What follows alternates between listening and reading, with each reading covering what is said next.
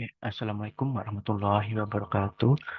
Saya Arfi Adi Nugroho dengan NRP 33 dan 46 00 19. Jadi di sini saya akan menjelaskan implementasi sebentar. Implementasi dari ANN untuk gerbang logika. Jadi di sini nanti akan mengimplementasikan MLP sederhana. Kasusnya di sini itu gerbang logik menerapkan operasi gerbang logika dasar dengan inputnya dua bit biner 0 atau 1 dan juga outputnya 1 bit 0 atau 1 sesuai dengan tabel kebenaran dari gerbang logika. Dan yang digunakan kali ini yaitu gerbang logikanya adalah N. Kemudian langkah pertama itu mengimport library NumPy untuk komputasi numeriknya dan Matplotlib untuk membuat plotnya nanti. Kemudian yang kedua yaitu membuat fungsi fungsi simoid dengan rumusnya seperti ini, dan output dari fungsi simoid ini adalah nilai antara 0 dan 1. Kemudian yang ketiga yaitu menginisialisasi parameter. Di sini ada bobot atau wake-nya yang untuk hidden layer-nya dan juga untuk yang output layer-nya, dan juga untuk bias untuk yang hidden layer dan juga untuk yang output layer-nya. Dan wake ini diinisialisasi secara acak awalnya, kemudian yang biasnya itu awalnya diinisialisasi dengan nilai 0. Kemudian yang selanjutnya itu membuat fungsi untuk forward propagation. Di sini untuk menghitung output dari eh, modelnya dan juga menghitung dari error dari prediksinya atau cost-nya. Jadi di sini melakukan perhitungan output antara bobot, bias, dan juga inputannya.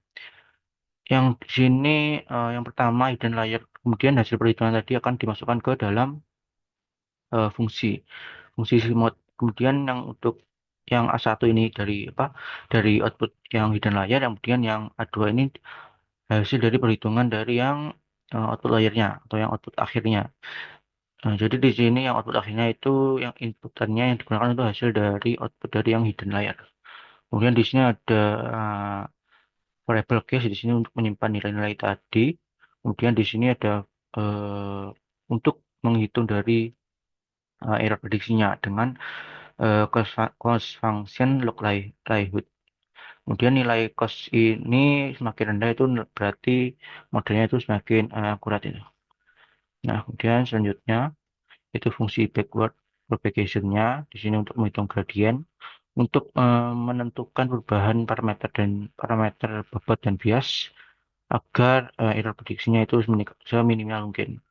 Di sini melakukan inisialisasi dengan nilai-nilai yang disimpan dalam forward tadi.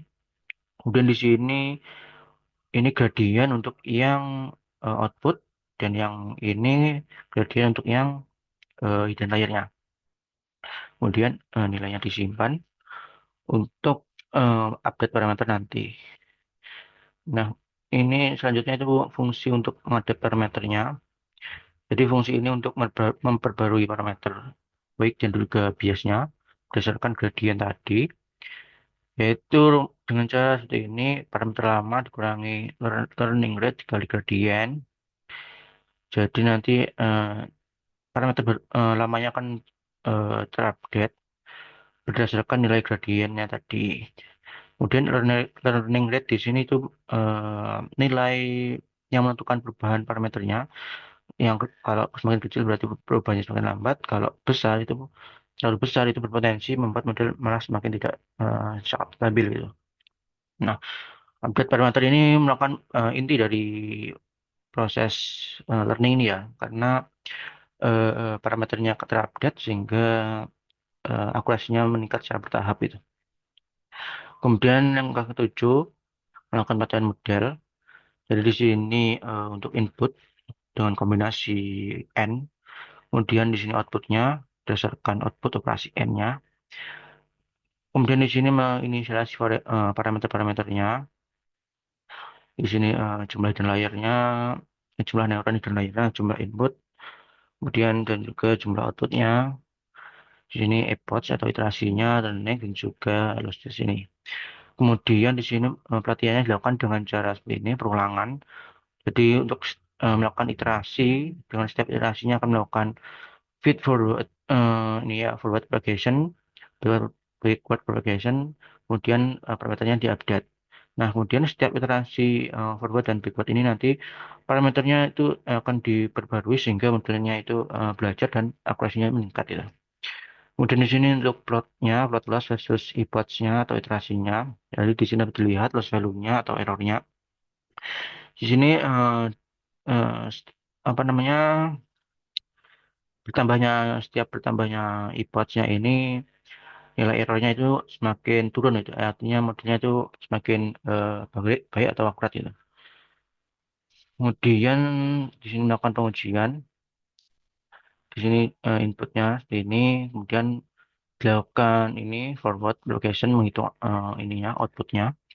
Kemudian di sini prediksinya itu melakukan ambang batas 0,5. Jadi kalau misalkan hasil outputnya di atas 0,5 berarti hasilnya apa namanya 1. Kalau yang kurang berarti 0 gitu. Jadi di sini dapat dilihat hasil outputnya sudah sesuai dengan operasi N ya. Di sini 1, N0 itu hasilnya 0, 1, N1, 1, dan juga seterusnya. Jadi di sini hasil prediksinya sudah benar.